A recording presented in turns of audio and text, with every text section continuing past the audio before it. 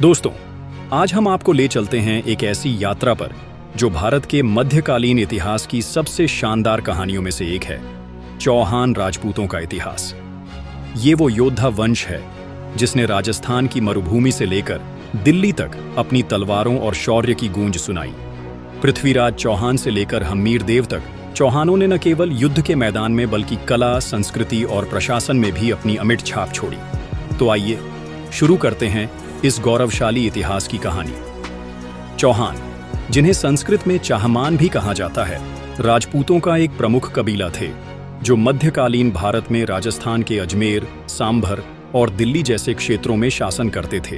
ये 36 राजकुलों में से एक थे जिन्हें राजपूतों की गौरवशाली परंपरा का हिस्सा माना जाता है। चौहान अपनी वीरता, धर्म के प्रति निष्ठा और सामाजिक व्यवस्था के लिए प्रसिद्ध थे। इतिहासकार दशरथ शर्मा अपनी किताब अर्ली चौहान डायनेस्टीज में लिखते हैं कि चौहान 8वीं से 14वीं शताब्दी तक भारत के राजनीतिक परिदृश्य में प्रभावशाली रहे। चौहानों का इतिहास केवल युद्धों तक सीमित नहीं था, ये कला, साहित्य और धर्म के संरक्षक भी थे। उनके शासनकाल में जैन और हिंदू मंदिरों का निर्माण हुआ और उनकी सामंती व्यवस्था ने स्थानीय अर्थव्यवस्था को मजबूत किया।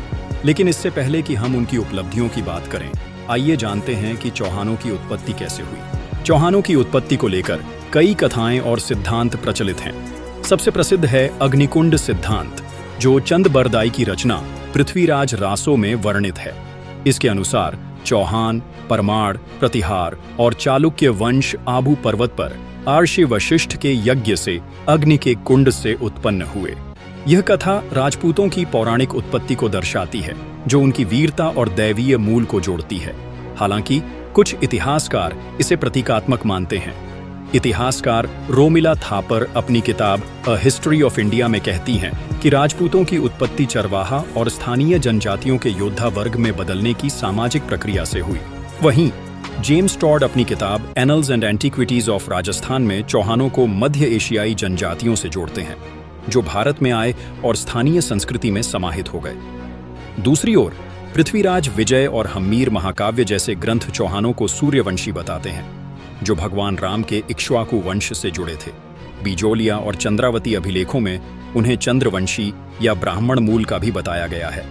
भारतीय इतिहासकार गौरी शंकर हीरा चंदोंझा अपनी किताब हिस्ट्री ऑफ राजपूताना में इसे आर्य संस्कृति की निरंतरता मानते हैं। इन सभी सिद्धांतों से एक बात स्पष्ट है, चौहान एक शक्तिशाली और प्रभावशाली वंश थे, जिनकी उत्पत्ति चाहे जो हो, उन्होंने अपने शौर्य से इतिहास में स्थान बनाया। चौहान वंश में कई शासक हुए, जिनकी संख्या विभिन्न शाखाओं को मिलाकर सैकड़ों में हो सकती है, लेकिन मुख्य शाखा में करीब 20-25 प्रमुख शासक थे। आइए कुछ महत्वपूर्ण शासकों पर नजर डालते हैं। चौहान वंश के पहले शासक वासुदेव हुए, जो चौहान वंश के संस्थापक माने जाते हैं। उन्होंने सांभर झील के क्षेत्र में अपना राज्य स्थापित किया। सांभर को शाकंभरी के नाम से जाना जाता था और यह चौहानों की प्रारंभिक राजधानी थी। गुवक प्रथम और चंदनराज ने चौहान शक्ति को विस्तार दिया और सांभर को मजबूत व्यापारिक केंद्र बनाया। वाकपति राज और विग्रहराज द्वितीय के शासनकाल में चौहानों ने पड़ोसी राज्यों जैसे गुर्जर प्रतिहारों के साथ युद्ध किए और अपनी सीमाओं का विस्तार किया। अजयराज चौहान इस वंश का एक महत्वपूर्ण और साहसी शासक था, जिसने राजस्थान में अजमेर नामक शहर की स्थापना की, जो चौहानों की दूसरी राजधानी बनी। इतिहासकार दशरथ शर्मा अपनी किताब में लिखते हैं कि अजयराज ने अजय प्रिय द्रह्म नामक सिक्के चलाए, जो उनकी आर्थिक शक्ति का प्रतीक थे। विग्रहराज चतुर्थ, जिसे विशाल देव भी कहा जाता है, चौहान वंश का प्रतापी राजा था। इन्होंने दिल्ली पर विजय प्राप्त की और चौहान साम्राज्य को अपने चरम पर पहुंचाया। पृथ्वीराज विजय के अनुसार इन्होंने तुर्क आक्रमणों का डटकर मुकाबला किया। पृथ्वीराज तृतीय चौहान वंश का सबसे प्रसिद्ध और महान शासक था। इन्हें राय पिथौरा के नाम से भी जाना जाता है। इन्होंने तराइन की पहली लड़ाई, जो 1191 ईस्वी में लड़ा गया था, इस युद्ध में पृथ्वीराज ने मोहम्मद गौरी को हराया, जो राजपूत एकता और वीरता का प्रतीक है। चंदबरदाई की पृथ्वीराज रासो इस काल की वीर गाथा का प्रमुख स्रोत है। हम्मीर देव, जो रणथंबौर शाखा के अंतिम महान शासक, इन्होंने अलाउद्दीन खिलजी के खिलाफ अंत तक लड़ाई लड़ी। हम्मीर महाकाव्य में उनके शौर्य का वर्णन है। साथियों, चौहान कई शाखाओं में बंटे, जैसे नाडोल, जालोर, सिरोही, बूंदी और कोटा।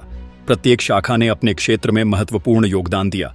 चौहानों ने सपादलक्ष यानी सांभर क्षेत्र से शुरू करके अपने साम्राज्य का विस्तार अजमेर, दिल्ली और पंजाब तक किया। विग्रहराज चतुर्थ ने दिल्ली को जीतकर चौहान शक्ति को चरम पर पहुंचाया।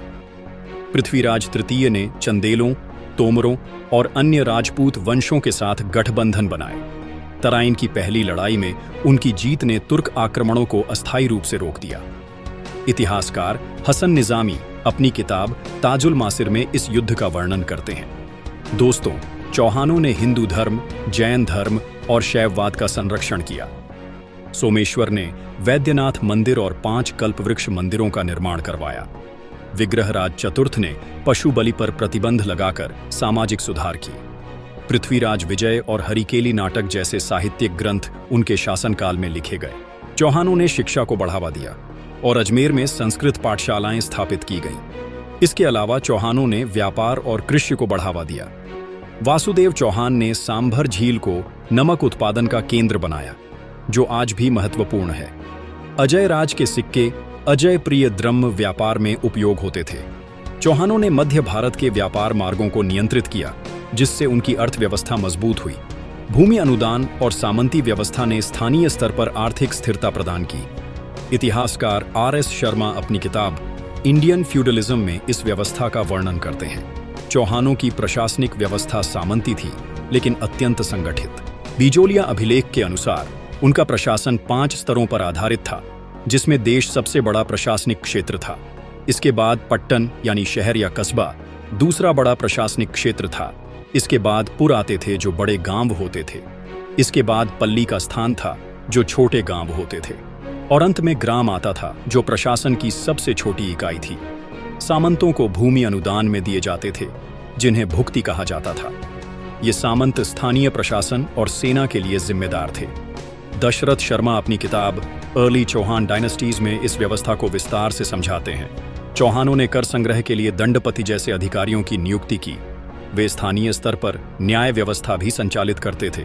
इस व्यवस्था ने चौहानों को लंबे समय तक शक्तिशाली बनाए रखा। साथियों, चौहानों की शक्ति में गिरावट के कई कारण थे। सबसे बड़ा कारण था आंतरिक कलह। उदाहरण के लिए अर्णोराज की हत्या उनके भाई जगदेव ने की, जिससे वंश कमजोर हुआ। बाहरी आक्रमण भी चौहानों की शक्ति में गिरावट का एक प्रमुख कारण था। पृथ्वीराज तृतीय की तराइन की दूसरी लड़ाई, जो 1192 ईस्वी में लड़ी गई थी, इसमें पृथ्वीराज की मोहम्मद गोरी से हार ने दिल्ली और अजमेर को तुर्कों के हाथों में दे दिया।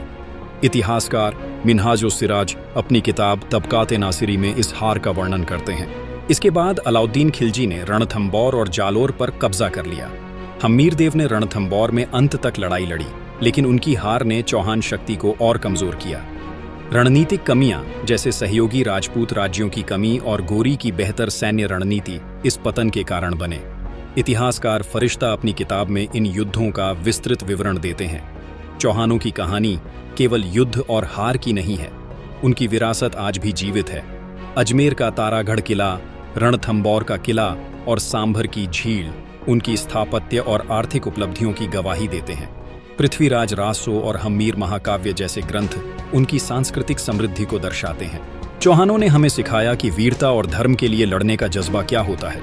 पृथ्वीराज और हम्मीर जैसे शासकों की कहानियां आज भी हमें प्रेरित करती हैं। दोस्तों, चौहान राजपूतों का इतिहास एक ऐसी गाथा है जो हमें गर्व और प्रेरणा देती है। उनके युद्ध, उनकी संस्कृति और उनकी विरासत हमें यह सिखाती है कि चुनौतियों के सामने हार नहीं माननी चाहिए। अगर आपको यह वीडियो पसंद आया तो लाइक, शेयर और सब्सक्राइब जरूर करें। अपने विचार कमेंट में बताएं और हमें बताएं कि आप अगले वीडियो में किस राजवंश की कहानी सुनना चाहते हैं। तब तक के लिए नमस्ते।